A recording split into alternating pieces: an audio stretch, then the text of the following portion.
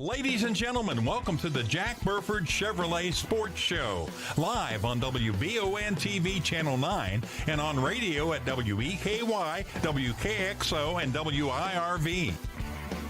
Also brought to you by Bishop Small Engine Repair, the law office of Patrick O'Neill, Nuevo Vallarta, the Richmond Raceway, and Affordable Service Solutions. Now let's go live to your hosts, Michael Watkins, Samantha Burford, and Dawson Rule. Good evening, everyone, and Merry Christmas to all of you watching tonight. It's the Jack Burford Chevrolet Sports Show. I am Michael Watkins. She's Samantha Burford. He's Dawson Rule. We welcome you into Jack Burford Chevrolet for an exciting episode here on a Monday night in Richmond. The first snow of the year and a very cold Monday night here, Samantha, this evening. Yeah, it's a good thing, I guess, that we're all cozied up together because it is chilly outside. You do smell good today. I told you smelled good today. Yeah, I sat down and I told you I took a shower. Appreciate that. Which, you know, you should be thankful, I guess, right? Yeah. I was wondering why when you pulled in, John pulled out. I guess it makes sense now. He didn't know that today was shower day, so. Oh, you're funny. Have y'all got your Christmas shopping done yet? Pretty much. There's a couple things that probably need to get still. Hopefully it gets here on time. I was scrambling today online. Just this is like the first year where I've not even thought about Christmas yet. It's kind of snuck up on me, but you know, we're there. We still got the same time every year. That's what I've been told. Just haven't been in the mode this year, but it's here. I mean, we got a week left, and we're celebrating Christmas on Monday night. I cannot believe that, actually. I saw something on Facebook today where someone posted it went from December 1st to December 15th, just like that. Yeah. And it really did. And the thing is, if we were going to go out and go shopping, we should have done it last week when it was 55 degrees now it's outside. cold outside. So I got an early Christmas gift, too. The Cats beat North Carolina. Yeah, how about it? Yes, baby. Well, I'm just so glad y'all didn't do your nerdy little. We can do it. We can do it. Oh my gosh! And we heard that sound you all just heard was all the TVs clicking on just to watch something else. So maybe another local sports show. I don't know. But it's a good Monday night here in Richmond. Lots to talk about. Some big games over the last week, and a lot of really exciting moments that we saw last week. We've had some big games, obviously, with Central and Southern girls and boys playing. Let's look back at some of those, and we'll start with that girls game from Thursday night. Central-Southern, a low-scoring affair. Dawson, Central had an early lead, but not for long. Southern took it late in the first quarter, never gave it back until finally one bucket, a one-point lead late in the ball game for Madison Central. Southern immediately answered and then held on to win a very exciting game, very exciting finish. But to me, kind of a disappointing game from the way the two teams play. We know when those two rivalry teams get together, it's going to be kind of a sloppy game, kind of a game where you're not going to shoot your best. But I feel like there was a lot of points left out there by both teams on Thursday night. Yeah, like you said, it's always a low-scoring game. It is in the district tournament, too, and I expected maybe 50s or something like that, but it was 38-35, and I went back and looked at the scores, and when the teams, especially Central, have scored 30-ish points this year, they've gotten beat. But then they go the next game and they score 60. So I don't know if Southern had a really good defense on them, but let's give Madison Southern credit, too. I mean, they pretty much controlled that game. And then Central's defense came and locked in and was just completely stopping Southern. They couldn't do anything for a little bit, and they maybe got a bucket or two here or there. And just before you know it, Central's up one, Southern responds. And Central had another wide-open layup with like a minute to go, just kind of missed it. Natea Strader missed it. Then they went down and got the play with Maria Himes got the layup, and that was that. They had a shot. But still, it was back and forth, and it made it worth it, even though the first half of the game was okay. Well, I knew the game would be low scoring. I told you 41-36 was the score I thought would be the final score. But Samantha, you know, being there, the atmosphere is always fun when those two schools get together. And it was the same way on Friday night. But again, talking about the girls' game here, I felt like both coaches had their teams prepared.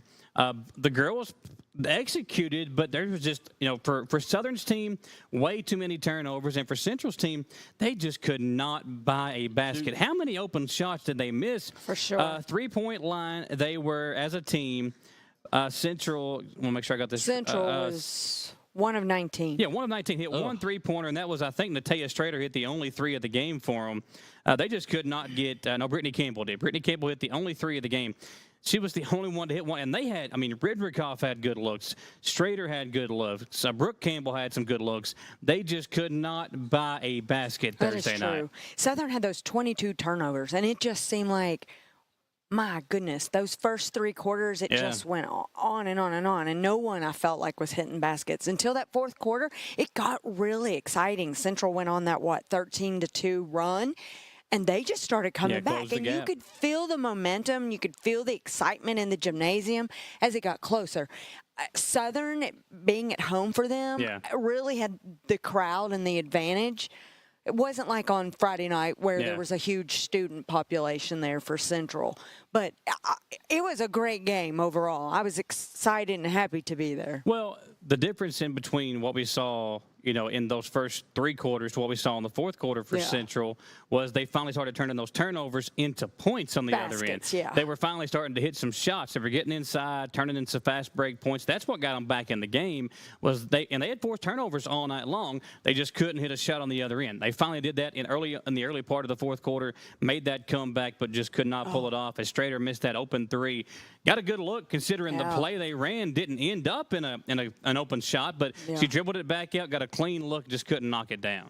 I mean, they had a shooter in the corner. I think the play kind of busted, but like you said, she still had a chance and just missed it off the back iron.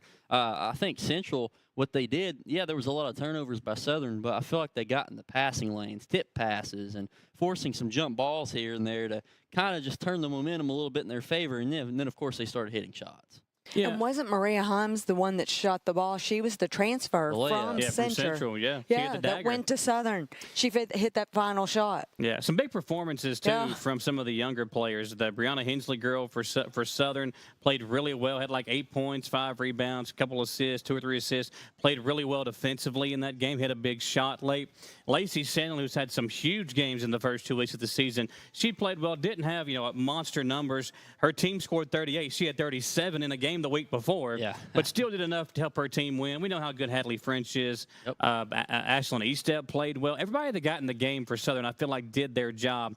And for Central, again, just a lot of missed open shots, but Strader had 10 points, 9 points for Eden Carter. Brittany Campbell had 7. Ridrikoff had 6. And I think if these two teams meet again, it'll be a lot different because Central will have played a full season with Cameron Ridrikoff, still trying to, I think, get used to her. And for Southern, you'll eventually insert Bailey Hensley, who last year was, I think the 2nd or 3rd best player in the 11th region as far as the rankings go. So these two teams will look a lot better. They'll be a lot more, I think, kind of chemistry-wise will be a lot better toward the end of the year. And I think it'll be a much better game when they get together in the postseason. I want a rematch, but obviously we may get that in the district. But like I said, it's going to be a couple months from now, and both teams will be much better. We'll hopefully shoot much better and have a lot less turnovers. Because although it was a fun game, to be honest, it was kind of an ugly game too. Yeah, it was an ugly game. It was. And a lot of turnovers, a lot of missed open shots. But again, I think both coaches. I think the coaches know the other team so well that's why they're so well prepared to guard the other team, and that's kind of what makes it such a sloppy game. Now, Southern will go to Orlando. I think they left today for a tournament down in Florida. Central will play in the Gateway Cycles Holiday Classic down in Montgomery County, and then they'll play in the Lady Invitational of the South next week in a big tournament there as well. Now, let me add this real quick. What about Central after that big loss on Thursday? To win Turned Saturday, around and had a huge performance on Saturday. So kudos to that. Mentally, that is so tough going against your rival and then playing Great Crossing. Yeah, Great Crossing, not a bad 11th region team either, and they beat them. That's the crazy thing to me. You score 35 points on Thursday, turn around and score 75 on Saturday. That gets a good 11th region team. They've kind of done that throughout the year. I mean, you look back at the schedule, Henry Clay, so they're going to have to figure that out. Once they do, if they can start putting up 67 points a game, at least with their team, they could be really, really good and compete. And there's some teams that, I don't want to say down, but like Henry Clay, they beat Central. Well, they went and beat Frederick Douglass, too. So maybe they're going to be a little bit of a higher team this year for our Madison County teams to compete with instead of Douglass being the one everyone's shooting for. On the other side, Model haven't played much. Only 5 games for Model thus far. They're 2-3 under Coach Sutton. They won't play again until January the 3rd. They'll play Robertson County at home, Louisville Collegiate in that week, and then they'll play Berea in the All-A Classic on January the 10th. So not a ton of action thus far for the Lady Patriots. Maya Bandari, the top player for them, her and then Riley Hunt playing very well for the Lady Patriots in the early part of the season. And we did get to see Berea 2 weeks ago, and they lost to Estill County at home. Back-to-back wins for the Lady Pirates. They're about to host the Giovanni's Pizza Holiday Classic coming up next week, and we'll have some games from that, Dawson. Should be fun. Giovanni's Pizza, great pizza, and it's going to be a great tournament. So give them a little shout-out. I agree. Yeah, Dawson, he only eats cheese pizza, though, Samantha. That's not true. Do you only eat cheese? Eventually, when he finally grows some chest hair, they'll put some pepperoni Listen, I'm standing on business. Cheese pizza's where it's at. I don't like pepperoni. I'm not changing for anything. Listen, if there's any kind of, if you have to stick with cheese pizza, go with the cheese sticks, because I feel like cheese sticks are better than cheese agree. pizza. I'll put chicken on it or bacon. I just don't want pepperoni in it, so I'm going to go with You cheese don't like pizza. pepperoni? What about sausage? Not on pizza. No. What about pineapple and ham? Heck no. I'm not going to get into Yeah, that. I like that. Well, we've had some big performances through the first 3 weeks of the season. Abigail Beard right now the top scorer, 18.1 points per game, playing very well. Got to see her against Estill County. We'll get to see her next week. She we might talked be about the most underrated girls basketball player in this county. Yeah, I mean, she really – and she's been that way for so long. She's such a good athlete. I feel like Abigail can play any sport and be good at it because she can run, she's quick, she can move her feet, she can score, she can shoot, she can do it all. A really, really good basketball player. And then, of course, we talked about Central and Southern, some of their numbers right now. Lacey Sandlin, the top scorer for Madison Southern, had a really good start to her season, Dawson. And then for Central, they just kind of got a good mix of everybody kind of pitching in. Brittany Campbell had a really big game over the weekend against Great Crossing. When her and her sister are scoring the ball, man, I think they can beat anybody in the region. They just got to keep that up. They played decent in the Southern game, just didn't have the big numbers that we've seen in some of the other games this year. So, like I said, they'll get there eventually, and the team will come together because they're not exactly new faces to the team or young players, but they're trying to form together. Yeah. Yeah, Campbell had 26 points in that win over Great Crossing. And 7 Samantha. rebounds. And Ridrikoff played about 22 points for her. Yeah. And 12. Yeah. And Schrader had 12. Yeah. It's kind of crazy that you go from one Thursday to the next. So I agree with you, Dawson. I think Southern just had their number and really outshined them on the defense. And if they keep that up in the rematch, I mean, it could come down to the last shot again. It could, yeah. Well, something big happened in boys basketball over the weekend. Not only did Madison Southern win on Friday night against their in-county rival Madison Central, but a Madison Southern player now holds the record for the all-time points at Madison Southern. We'll tell you about that when we come back here on the Jack Burford Chevrolet Sports Show. Are you looking for a brand new SUV that won't break the bank? Look no farther than Jack Burford Chevrolet, home of the newly redesigned 2024 Trax. Bigger, bolder, more refined, and starting under $25,000, the new Chevy Trax is really upped its game. Come see us at Jack Burford Chevrolet in Richmond or check us out at jackburford.com to see everything this new Trax has to offer. Patrick O'Neill has been serving Central and Eastern Kentucky since 1995. When someone is accused of something they didn't do, or when a good person makes a mistake, they need the best representation they can find. And that's Patrick O'Neill. Whether it's criminal defense, Social Security, disability, personal injury, workers' compensation, or deeds and wills. When you need legal advice, trust the expertise of Patrick O'Neill. He will get you the money you deserve. His office is located in Jackson, but Patrick practices all over Central and Eastern Kentucky. For more information or for a free consultation, call 606-666-2990. Who makes the best meal in Richmond? Nuevo Vallarta. Friendly service, a place that's good for kids and good for groups. Head to Nuevo Vallarta on Big Hill Avenue in Richmond. Nuevo Vallarta is known for warm hospitality, great prices, great food, and the best fajitas in town. Start with an appetizer, order a la carte, or choose from their huge menu of Mexican favorites for grown-ups and kids. Nuevo Vallarta on Big Hill Avenue in Richmond. I'm Michelle. And I'm Jennifer, and in the spring of 1992, Bishop Small Engine Repair was born in our mom and dad's barn in Estill County. Then in the fall of 1992, we made the move to Madison County, where we are today.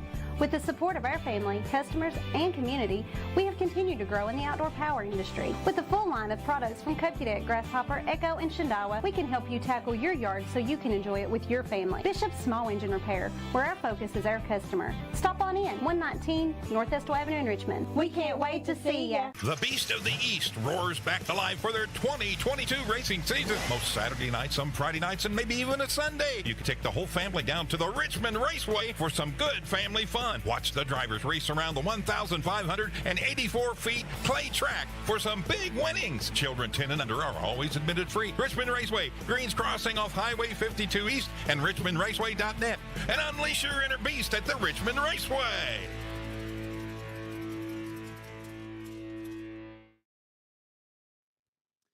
We're back here on the Jack Burford Chevrolet Sports Show. Samantha Burford, Dawson Rule, Michael Watkins, and a big weekend for Madison Southern boys basketball. Obviously, you get the big win on Friday night over Madison Central, a blowout victory there. And then Jay Rose breaks the school's all-time all-time scoring record, for a career on Saturday. And just impressive weekend for the Eagles, Dawson. Yep, big time, and they are taking the county by storm. 5-1, now number 20th in the state if you're looking at the KSR rankings, which I like to look at. So, I mean, they keep climbing. And I don't want to say their schedule's easy, but they're just so good this year that if you look at their schedule, a lot of the teams, they should be able to beat them. And there's a couple like Great Crossing or Ashland that's maybe have an advantage over them when they play head-to-head. But, man, Southern's going to win a whole lot of games this year, and they're going to be competing in the 11th region tournament. Have a shot at it. Well, here's the statement put out by the Madison Southern High School Twitter account. Eagles fans, we would like to recognize Madison Southern boys basketball player Jay Rose. During tonight's game, he passed Carrington Roberts, who scored 1,752 points in his career from 06 to 2010 as the Madison Southern High School boys basketball all-time points leader. Jay Rose now number 1 all-time for the Eagles. I wish they could have had that game at home. When he did it, that would have been cool to have called a timeout. Had he not gotten in foul trouble agaginst Central, he probably gets it there because he got it early on in the game against Clinton County, I believe, is who they were playing. I don't know. No, it was Harrison County. Harrison County, yes. So he got it early in that game. See why I take notes? Because I can't remember. I can't remember either. But big game for Jay as the Eagles got the win down there, and just impressive weekend. In the Southern game, Dawson got in foul trouble early on. Only played 5 minutes in the first half. Kind of helped. It put the game away in the second half, but that just shows you, I think, to me, how many weapons that the Eagles had because Casey had a big game on Saturday. He had 26 points. Avery Davidson played very well in the win over Central. The Hudson twins doing their thing. And then Jay Rose scoring over 26 points per game. He is kind of the go-to guy for them. And when he's having a slow start, everybody else able to pick him up. Yeah, they can score with a lot of teams. I mean, just boom, boom, boom, basket, basket. One goes out when he gets in foul trouble.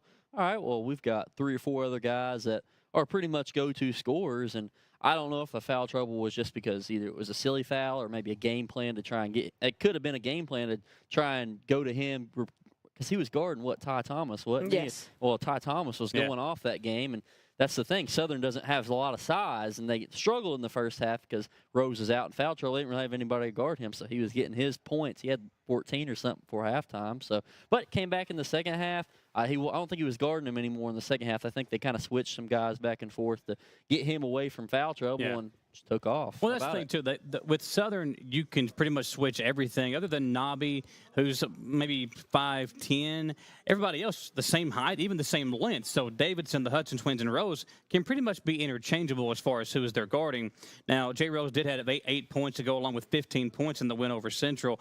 Davidson, 16 points, 8 rebounds, and then Braden Hudson had a big game, 18 points. Zach Hudson had 12 points, 10 points for Nobby. So 5 guys in double figures. Whitaker added a bucket. And just really impressive game for Madison Southern. And the half-court shot. That was what I was getting ready to get to. The half-court shot by, I think, Zach Hudson was the biggest play in the game to me because the game was back and forth in that first half. Yes. Southern started to build a little bit of momentum toward the end of that second quarter. They were up by 6, and that three-quarter court, half-court buzzer beater at halftime really changed the momentum, a huge swing, and Central never really felt like they were back in the game after halftime. Oh, yeah. When they hit that, you're like, all right, Southern probably is going to hit the gas here in the third quarter, and boom, right there they did. So that was a pretty impressive shot, too. It was. Because I went back and looked earlier. When he got the rebound, 1.4. So you've got to think in your head, all right, one dribble and shoot. You've got defenders all around you because Central just shot. So pretty impressive for Zach Hudson. Well, and it changed the whole momentum, I guess, at the halftime. I don't know if Central felt defeated because of that basket, but I also felt like Central was tired in that third quarter, fourth quarter. It was a very physical game. Very physical game, and we are used to not seeing them switch out as much. Yeah. But they did really in that fourth quarter switch out a lot more. Well, and the thing about Ty Thomas and some of those other, like, Luke, or not Luke Coleman, Asher, and guys like that, they are, and Jacob Blansaw, they are not used to playing a lot of physical, tough minutes. In a rivalry game like that, it is very physical, so you got to come prepared to play. So I think when you look at what Southern was able to do, pretty impressive considering Rose was out. But you talked about them being maybe kind of defeated. When you play that well in the first half and then you have a shot like that, it just kind of like sinks your momentum. And Central just, again, they never really had enough firepower in that second half to keep it close. Eagles got a big win. They go on to defeat Harrison County on Saturday by 14. Nobby had 26. Rose had a big performance in that game as well. And he passed Carrington Roberts, the all-time now leading scorer in Madison Southern history. The Eagles will play Seneca in the Max Holiday Classic down at PRP over the holiday break, and then they'll play at Lexington Catholic in the White Greer and Maggard Holiday Classic coming up next week. So some big, potentially big games over the next 2 weeks for Madison Southern. Catholic's now number 2 in KSR rankings, so that's going to be an awesome game. Now, Catholic's got the home advantage, plus it's their tournament, so that's going to be hard for Southern, but it's not impossible. I think they can go compete, maybe win. Who does KSR have as number 1? Do you remember? Great Crossing. Crossing. Okay. Yeah, and rightfully so. Yeah. I mean, they are very, very tough to beat. And that's got Moreno's brother in it, right? Malachi. And he's got 2 more seasons. He's only a junior, so that's how good. And everybody has offered him. Everybody. Kentucky, Baylor, all the big, I think Arizona, Gonzaga, like all the big schools are after Malachi Moreno, and rightfully so. How tall? Do we remember how tall? He's taller than Moreno. I think he's 7'1". Yeah, 7 feet tall. 7'1". Yeah. So he's a beast. Wow. Kind of like Bradshaw. Won their only game last week. They beat Menifee County in the tournament down at Rowan County. The Pirates will host their own tournament this week, the Berea Holiday Classic coming up this week. We're hoping to get a game or 2 over there this week. We'll let you know if that is possible. But a chance to kind of get out there and see Berea. If you're doing some holiday shopping, maybe stop by and catch a game this week over there. And then Dawson, the Patriots, got a couple of big wins. They knock off Somerset Christian and Robertson County this week to give Coach Evans now 3 wins in the early part of their season. Yeah, Somerset Christian before that game was 4-1, 3-1, so they only had 1 loss. So impressive win for Model to go down there and get that, turn around, and then smack Robertson County. I don't know how good Robertson County is, but when you beat a county school by 50-something points and you're a small school like Model, it's pretty impressive. Robertson County's 1-6, and at halftime that game was 51-7. Oh man. They were running them. When Model beats somebody, they really beat somebody. Yeah. They knocked. They had Wellspring, the Richmond Guardians. They had them down by 50 at one point in that game, won by 49 points. So they are really good at putting teams away. And I want to tell you this. They were 11-19 from the 3-point they range. can shoot the ball. I saw that on Twitter. Coach Evans talking about that. And it's always somebody different, too. I've seen Landon Kidd have big games. Millett's had some big games. The 8th graders had some big games was as the well. leading scorer in the Robertson County. Kidd. So interesting to see how good they've been over the last week or so for the Patriots. They'll play in the Berea Holiday Classic this week as well. And you spoke to Coach Evans this week about his team's performance over the last couple of games. Let's hear from the Model Patriots head coach, Chris Evans. First year as the head coach and finally starting to pick up a couple of wins here through the early part of the season. Here is Coach Evans, the Patriots head coach. All right, here with Model Boys basketball coach Chris Evans. First year at the helm and has gotten the season started with his team so far. Played a couple games and got a big win a couple weeks ago against the Richmond Guardians, and have competed in some other games this year. Played Knox Central last night and Powell County, Bourbon County. So far, a couple tough losses, Coach. Just kind of give us a recap of the season so far. The season kind of started off on a bad note. We lost a couple of guys there early on to injuries that we wasn't really expecting, especially the week leading up to the first game. We lost one to a concussion, another one to a foot injury. and then one had an illness. So we had 3 guys out that we was kind of counting on there in the top 6 or 7. And so, we kind of got off to a little rougher start. But the other side of it is I think we've played some really good competition. It's probably been a while since you've seen Model have this many games in a row against bigger schools. Bourbon County's if I'm not mistaken, they're a 5A school.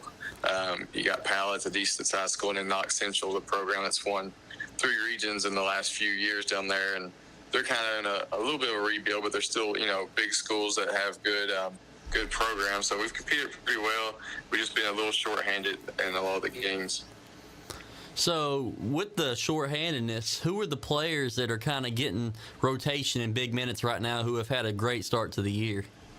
Yeah, Landon Kidd, he's been our leading scorer so far, and carried a lot of the ball handling role, and then scoring wise being the primary scorer. And then Riley Millette, he's probably averaging close to a double-double, and those guys are both going to play 32 minutes, every night. So they're really being asked to do a whole lot, and they're fighting through fatigue.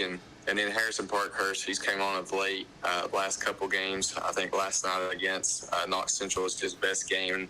I think he's just trying to, figure me out more than anything. Me and him's kind of getting on the same page. And then Leighton Coleman's always playing really, really hard for us. If we can get everybody to play as hard as him, you're going to be fine, and you can't ask for anything else. And then Landon Mayo, the 8th grader, early on had a couple big games for us scoring. Just really, stepping up and filling a role that he wasn't expected to do as much this early on. And, it's a different level for him, but it's also been good. Jessup Cheney, he's a freshman that's got in there some. So really, we've had a lot of guys that are younger, kind of stepping up and playing minutes that they wasn't necessarily planning on playing, but it's going to be good for our future. And we had talked about, you had talked about some of these bigger teams that Model usually doesn't play in basketball. Was that kind of your philosophy coming in, trying to play some of these bigger teams to kind of get your program really kick-started again and get these younger guys against some greater competition in order for them to grow and get better? Yeah, I think it's all about changing the expectation of who you're competing against. There was some teams on there that you could go out and you're probably going to, get some more wins, but really it's not going to be showing, there's not really a win to it. If you win, you're supposed to win, no matter how big you win. And then there's, it's one of those things, if you was to lose, then it's a horrible loss for your program and an image for your team. So really just trying to do away with those type of schools and play some programs that are, people recognize their names. And then our kids kind of change their expectation of who we're trying to compete against. And how's it been so far for you? Obviously, first-year head coach and only one win so far, but obviously you're building something special. What's it kind of been like personally coaching this group? It's just trying to figure out exactly where they're at. Until you get out there and it's live games and you're throwing guys in varsity experience, getting on varsity experience, it's really hard to know exactly what they're going to do.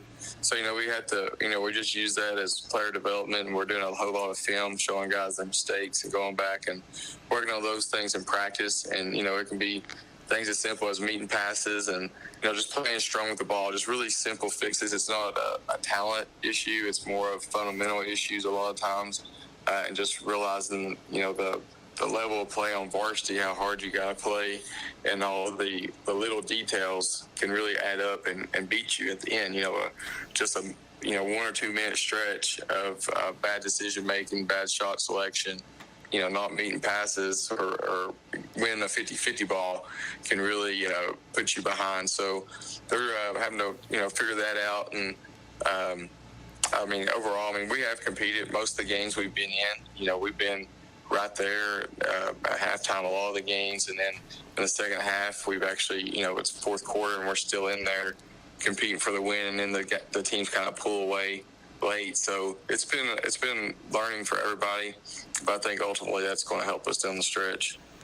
And with those close games, the team's obviously continuing to get better, and the season's still early, and that kind of makes me want to ask, by the time we get to February and the district tournament's getting rolled around, and eventually you'll most likely either have to play a bigger school like Southern or Central, do you believe that the schedule you've played this year will have your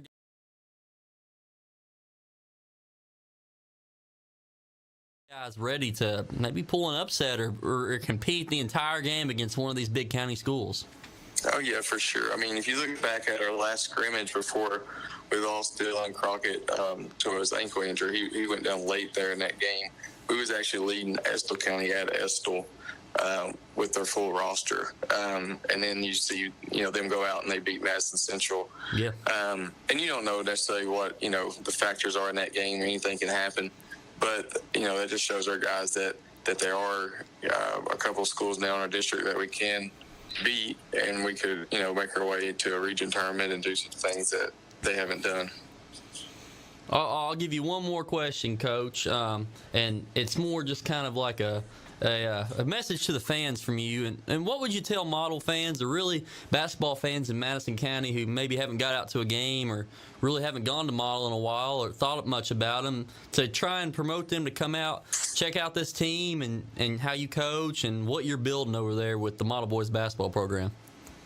Yeah, I think, I think they'll see that our guys play really hard. We've had compliments from teams we're playing and people I know, just the fact of how hard we're playing, and we're playing a lot faster pace than what they've played in the past. Even some players that didn't come out to play this year, they've, made the comment to me that, next year they'll be looking to play again just because they like our style of playing.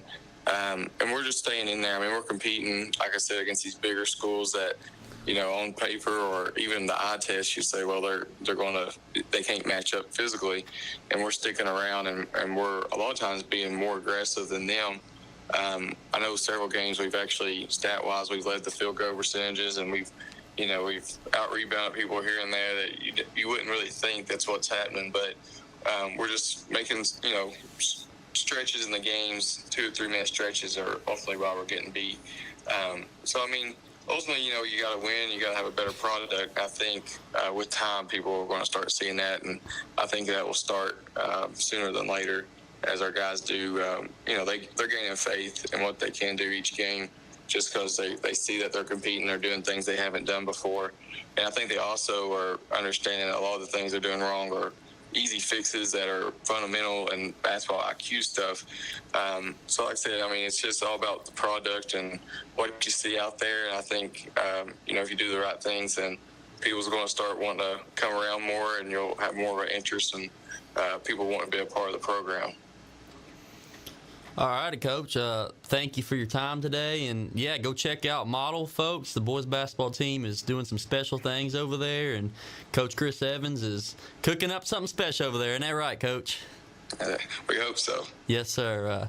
That is Coach Chris Evans from the Model Boys basketball team. Thank you. Are you looking for a brand new SUV that won't break the bank? Look no farther than Jack Burford Chevrolet, home of the newly redesigned 2024 Trax.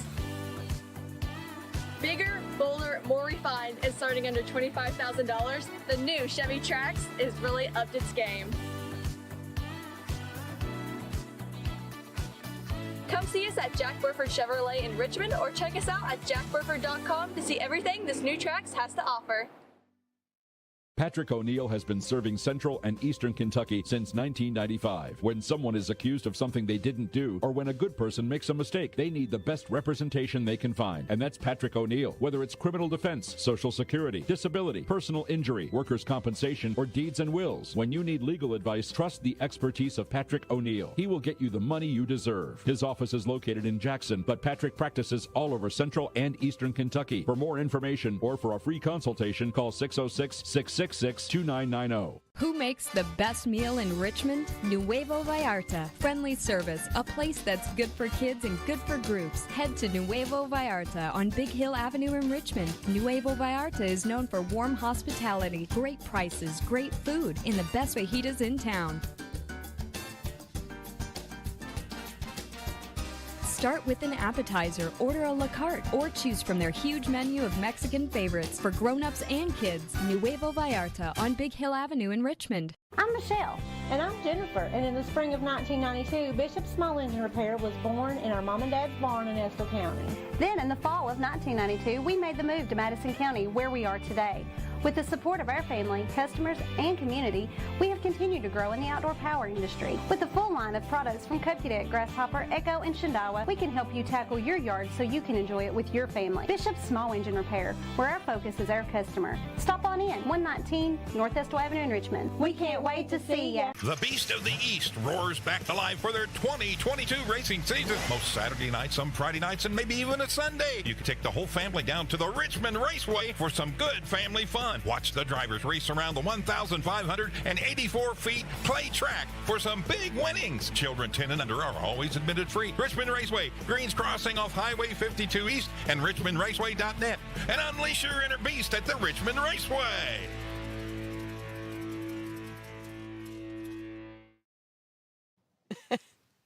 Back here on the Jack Burford Chevrolet Sports Show, Michael Watkins, Samantha Burford, Dawson Rule, wishing all of you a very Merry Christmas.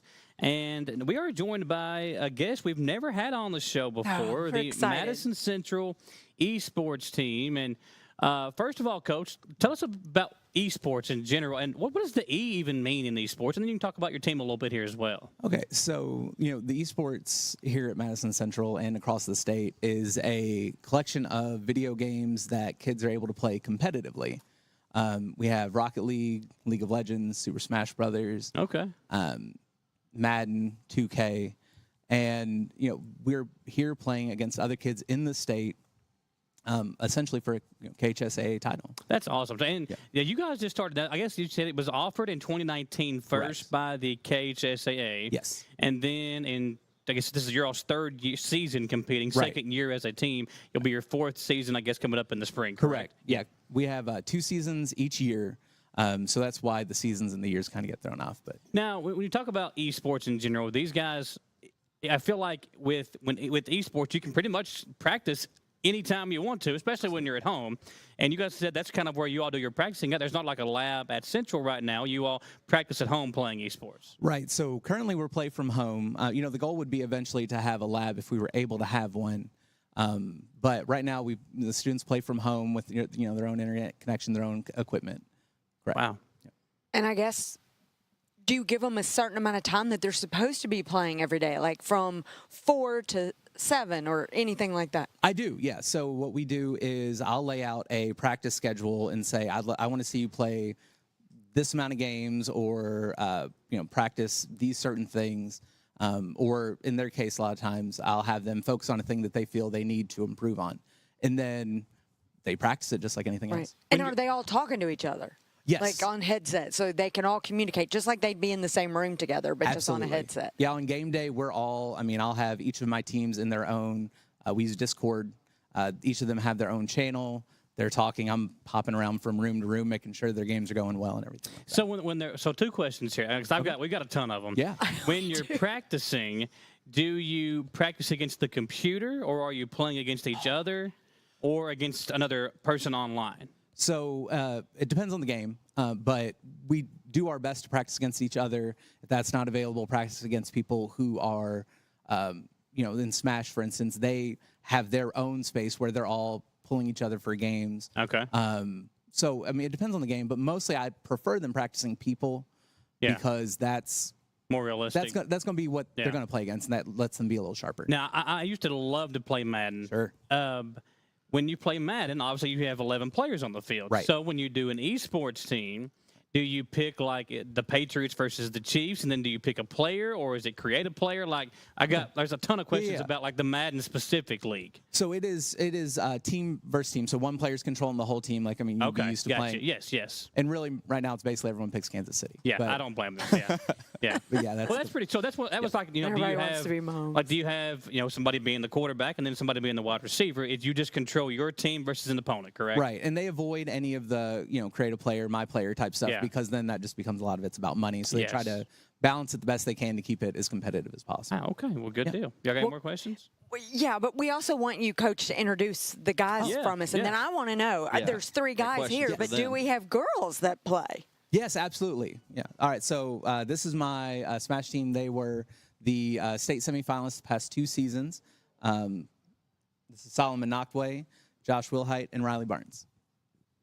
All right, I got some questions for y'all. So how did you determine that y'all were going to be the Smash players? And each of y'all can answer that. There's a lot of video games, right? So yeah, I had already played a lot of Smash Bros. Before joining the team, and then whenever I heard of it, I was like, this is definitely the team for me. I'm already really enjoy playing it, and I'm good at it as well. Well, I've always liked Smash since I was a kid, but when I heard that there was a space for it at school, first I was just going to join because, maybe it's a cool, like, club sort of thing, and I just get into it, just have some fun. But when I discovered the more competitive side of things, I found that this game in particular, I have a real love for just not only the fast-paced action of a fighting game, but just the self-improvement aspect of it, I think is really, really cool, and I still love it. So. Yeah, I got into it because I was always, like, the one member of my friend groups that would, like, always do a bit better than everybody else. And so when I heard from one of them that we were doing a esports team, I was like, I'll join that, yeah. And when I initially joined, I was mostly losing to everyone. I was not the best. But as I went on and began practicing more with them, I got better and better to where now I'm on varsity. So it's been an amazing experience, yeah. Every Smash player has a go-to character. Who's the go-to for y'all? Mine's got to be my boy Ike, Fire Emblem. I love that character. Yep. Also a Fire Emblem fan myself. I play Lucina and Aegis 2. And I play King K. Rool from the Donkey Kong Country games. Awesome. Now, Coach, you play with them too, right? Do you get in there and play against them, or do you just kind of let them do their thing? So they're laughing. I just want you to know they're laughing. Yeah, very much. I've played against them a couple of times, and it was not great. Smash is a game I can play, sort of, but they are head and shoulders above anything I can do. I've He's beat got one of them so once. much potential, though. Yeah. We'll pull it out of you, Coach. Yeah, Let the guys pull it out. We'll do Well, my you said best. this is your Smash team, so do you have a different team for each sport? So do you have a different team for Madden, a different team? And how many players do you use? Is it 3 players for each sport or each game? So it depends on the game. Smash, 3-person starting lineups. Madden is 1-on-1. 2K is 1-on-1. Okay. Rocket League is 3-on-3. League of Legends is a 5-on-5 game, so that game is the toughest to field a team for. But yeah, so it depends on them. So can these guys do more than one, or do you prefer to have them kind of be an expertise in one particular game? I definitely prefer them play one game, but I mean, I've had kids who may play League of Legends and then also play Mario Kart. Okay. Biggest thing is avoiding games on the same day, because then they can't do that. Okay, that's understood. And when you go out there and play games, do you travel or do you play it online? So we play currently we're play from home. Okay. Outside of the state championship and state semifinals, which they host at UK. Oh wow, okay. Yep. Well, there you go. So we got all kinds of answers. I know. So I asked the question about girls. Do girls play against boys, or do they have their own team as well? It's all intergender. So I mean, the teams can have multiple mixes. Our Mario Kart team, for instance, is mostly girls. Okay. Why can y'all play Fortnite? Or you said you couldn't earlier, right? Why is that? Is there a rule for that? Yes. So the KDE essentially says we have to avoid, or not avoid. We're not allowed to play first-person shooters, third-person shooters. So no Call of Duty, no Fortnite, nothing like that. Okay, cool. Yeah, and that's understandable, right? Because we're trying to limit as much violence as possible. And, Smash Brothers is one thing, but the shooting stuff is, right now, it's a big thing. And we're trying to limit that, obviously, so a big deal there. Now, you guys will have the spring team. When will you be starting to put that team together? And will everybody that competed in the winter come on and play in the spring as well? Well, I hope so. My goal is always to have as many. One of the things we are able to field, basically as many teams as we're able to field. Okay. So, we'll have hopefully everyone come back in the spring, and then we'll open up recruiting.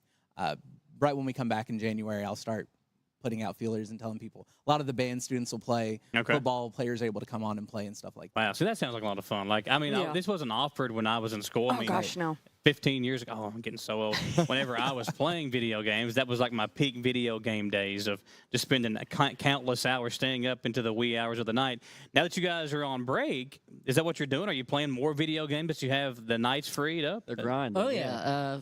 We obviously use this time to practice in between seasons to stay sharp and get better. And while it's cool to have a schedule during the school hours, I think when you're on break, you have time to visit each other more and play more in person. I think that's really cool too. Well, to that point, when you all play, who wins when you compete against each other? Well, I mean, that's sort of a sensitive topic. Okay, all right. Everybody takes their wins here and there. Okay.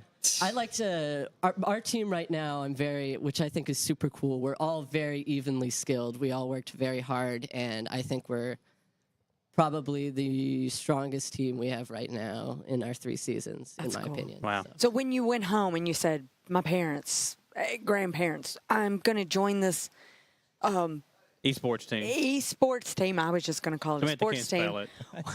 One letter, Samantha. Anyway, when you said, I'm going to do this, do your parents go, is that really a thing? Because, and then are they hollering at you upstairs in your rooms going, you need to get off your video games and come down here and help me wash the dishes? How about it? Does that ever happen? It's on occasion. I try to limit it. It is a little weird when you first talk to them about playing video games competitively. But I think my parents especially think that it's cool that I'm taking something I just normally spend so much time on at home and turning it into something I can, use to learn and socialize more and leadership and team building skills. And I think that's cool. Well, one thing that we're seeing more of is I think that this has become a way to make money. Now that this is definitely, I actually just saw this guy today said that the #1 job he would like to have is a professional gamer. Mm-hmm. And that's something now. So is that something that you all have thought about? Is that something that you're looking forward to in the future, that could possibly be a profession you go to? We'll start there. No. Okay. How about you, John? Yeah. So, I mean, it's hard. Like, it's not just like everybody says they want to be a YouTuber, TikTok star. Like, it doesn't just happen out of the blue. And it's just as hard to get up there as anything else. But there is money in it. Not as much as I would like. It's still a new up-and-coming thing. But there is definitely money in it. I've thought about it, but I'm still working my way up there before I make that decision to pursue it. It's definitely an option in the cards for me. I don't think it's like my #1 goal right now, but I feel like should I get a noticeable amount better or the scene opens up a bit more, then I'd say it's definitely up there. Okay. Well, Coach, you got like some good kids, obviously. Yeah. So talk about what you have seen as far as progression since when you first started coaching these guys to where you're at now. Well, I think the biggest thing is, for these guys, they've gotten a lot better. And now we compete with the best teams in the state. Okay. And we're a favorite most of our matches. On a whole, for the esports, kids in general, a lot of it is the people accepting it. The first time that I started putting up posters and trying to recruit, you had kids like, I don't think that's a thing. I think this is a trick somehow. And then now I have kids coming to me saying, hey, I can't play this season because of XYZ. Put me down for next season. And then seeing them all practice and seeing them get better and better across all of the games. And for the most part, they all take it very seriously now. I mean, and that's the thing that was the struggle at the beginning. Okay. There you go. So is this like offered in college? Like, do they have college teams? Absolutely. Yeah. I mean, a lot Do you get recruited? Yes.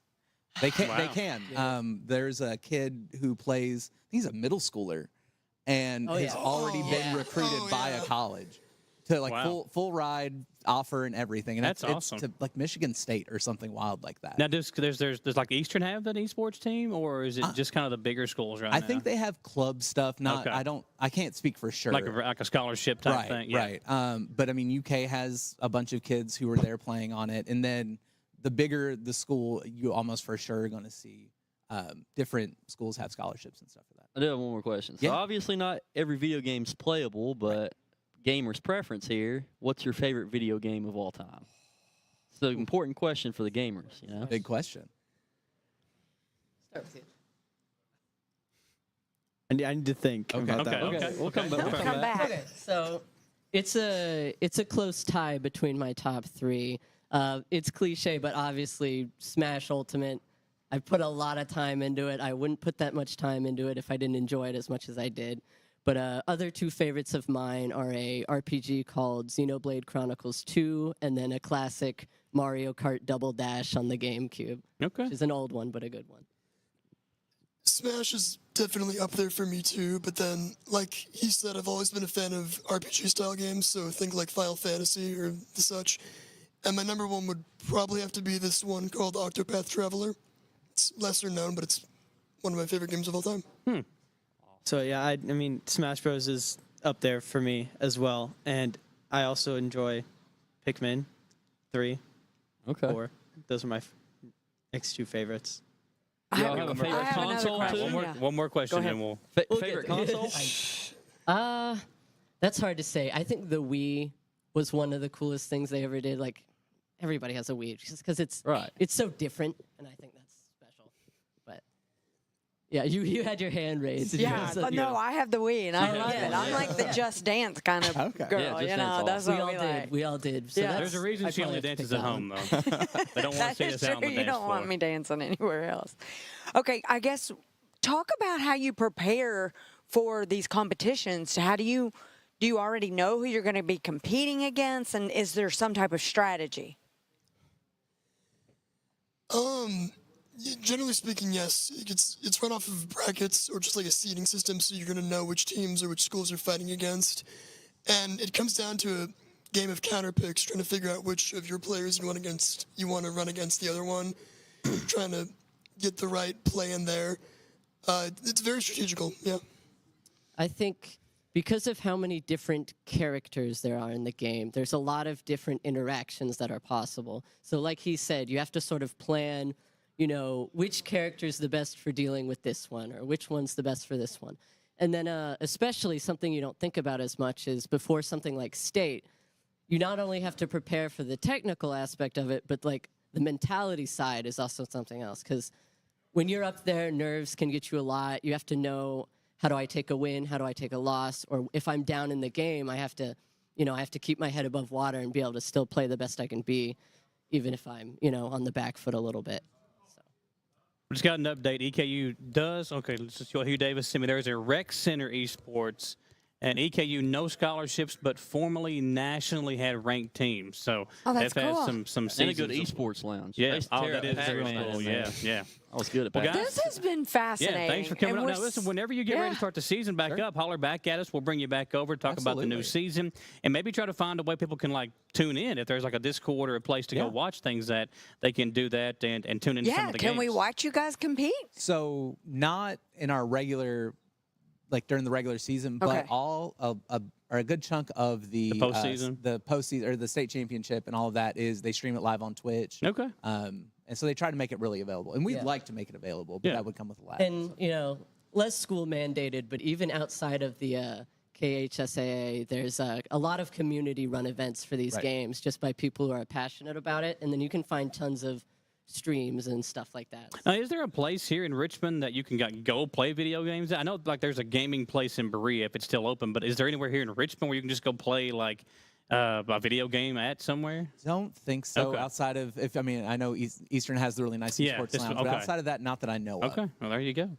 Well, guys, thanks for coming over. I know you've had a successful run so far, Coach, and looking forward to it once in the spring as well. Again, holler back at us. We'll bring you back over, and we'll have some. Do you do fundraisers? Real quick, do you do? That's our plan this season. We're going to try to do it. Okay, come back on so we can help you. We'll let the folks at home know Thank about you it. all so much. Well, That's appreciate the you Madison Central esports team. These guys were semifinalists in the state tournament a couple of weeks ago, right? And they're getting ready to start their next season here in about maybe a month or so. How many We'll be times? too far away from two times semifinalists. Soon to be three. Soon to be three. I like it. No, we're going to go all the way. Let's go all the way. I hope so. There we go. Yeah. Well, thanks for hanging out with us, guys. We'll step aside for another commercial break. When we come back, we'll wrap up the show with some EKU basketball talk, men's and women's, and we'll tell you some of our favorite Christmas shows, Christmas movies, and songs when we come back here on the Jack Burford Chevrolet Sports Show. Are you looking for a brand new SUV that won't break the bank? Look no farther than Jack Burford Chevrolet, home of the newly redesigned 2024 Trax. Bigger, bolder, more refined, and starting under $25,000, the new Chevy Trax is really upped its game. Come see us at Jack Burford Chevrolet in Richmond or check us out at jackburford.com to see everything this new Trax has to offer.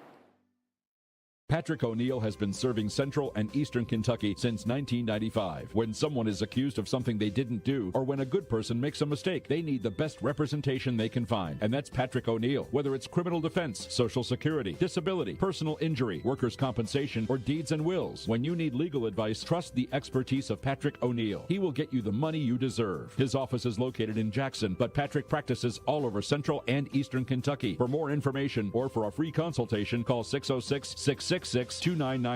Who makes the best meal in Richmond? Nuevo Vallarta. Friendly service, a place that's good for kids and good for groups. Head to Nuevo Vallarta on Big Hill Avenue in Richmond. Nuevo Vallarta is known for warm hospitality, great prices, great food, and the best fajitas in town. Start with an appetizer, order a la carte, or choose from their huge menu of Mexican favorites for grown-ups and kids. Nuevo Vallarta on Big Hill Avenue in Richmond. I'm Michelle. And I'm Jennifer. And in the spring of 1992, Bishop Small Engine Repair was born in our mom and dad's barn in Estill County. Then in the fall of 1992, we made the move to Madison County, where we are today. With the support of our family, customers, and community, we have continued to grow in the outdoor power industry. With a full line of products from Kopudet, Grasshopper, Echo, and Shindawa, we can help you tackle your yard so you can enjoy it with your family. Bishop Small Engine Repair, where our focus is our customer. Stop on in, 119 North Estill Avenue in Richmond. We can't wait to see ya. The Beast of the East roars back to life for their 2022 racing season. Most Saturday nights, some Friday nights, and maybe even a Sunday. You can take the whole family down to the Richmond Raceway for some good family fun. Watch the drivers race around the 1,584 feet clay track for some big winnings. Children 10 and under are always admitted free. Richmond Raceway, Greens Crossing off Highway 52 East, and richmondraceway.net. And unleash your inner beast at the Richmond Raceway.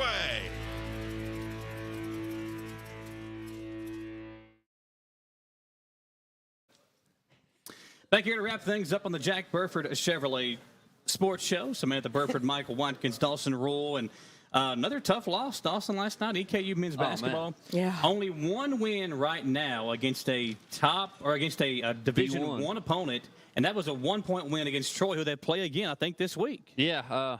Hopefully they can win that one because their next two are probably going to be Alabama and Purdue, right? Yeah, probably. So, yeah. We never know. But Purdue back to number one in the rankings now. So man, who are they going to have? I mean, Cozart on Zach Edey. That'd be a fun matchup. That'd be pretty cool. But Cozart's giving up, 6 inches maybe to Zach. So he's 6'7", and Edey's like 7'4", 7'5". Oh, wow. Man, yeah, that'd that's be crazy. They're like 1 in what? I wrote it down. 1 in 6 against Division I teams. Yeah, one right win. now. Yeah, so it's just it's rough for them right that the now. A-Sun is not. Yeah. We want it to be competitive, but because they can beat good competition. But we want them to win. It's like hopefully. I mean, there's a good couple teams. Lipscomb's really good, but Eastern's got to figure out something with the scoring and the shooting because it's not good right now. And a lot of people are upset. A lot of hype surrounding this team, and when you lose to Western, you lose to Northern, teams that, obviously there should be a good game against, and they had a big lead, I think, against Western and let that one get away from them. Got to find ways to get some of these wins as they go throughout the rest of this part of the season. Beating one of those two big teams, big Power 5 teams, will be very difficult for the current. Now away games. All right, we got a couple of minutes here real quick. Let's talk about favorite Christmas song. Have you got just one song, one movie? Is there one go-to that you have this time of the year? Movie, Polar Express, songs, First Noel, Angels We've Heard on High, Go Tell on the Mountain, stuff like that. Oh, that's a good one, yeah. I should be saying that I like the La La you La got the shirt song, on. but my new favorite is the Cher new song. DJ, play me a Christmas song. I've have not you heard that before. No, all right, you're gonna have to play it. It's Cher. If you like Cher, you're gonna love it. What about a movie? Is there a movie that you and John go to? Well, we always love Christmas Vacation, but I just saw. It had been forever since I've seen it. 4 Christmases. Listen, Dawson's never seen Christmas Vacation. Oh my gosh, you got to. Never seen it. And our annual family watch with my mom and all my daughters is The Sound of Music, and it was on last night. Okay. was fantastic. I'm a big This Christmas fan. It's kind of underrated, not a very popular one. It's got my favorite actor in it, Idris Elba. That's probably my favorite Christmas movie. Just watched it over the weekend. And then songs, I like the funny songs. So Cletus T. Judd, Merry Christmas from the Whole Family. And then also we've got Merry Christmas from the Family by Montgomery Gentry. Both those two songs are my favorite. Never heard of them. Judge Faith coming up next here on WBON TV 9 if you're watching us on TV. Montgomery Gentry, they're pretty good. Yeah. If you're watching us on Facebook or YouTube, folks, thanks for hanging out with us. We'll see you next time, next Monday night. Merry Christmas. Enjoy your time with the family. We'll see you in 2 weeks for a special New Year's edition of the Jack Burford Chevrolet Sports Show.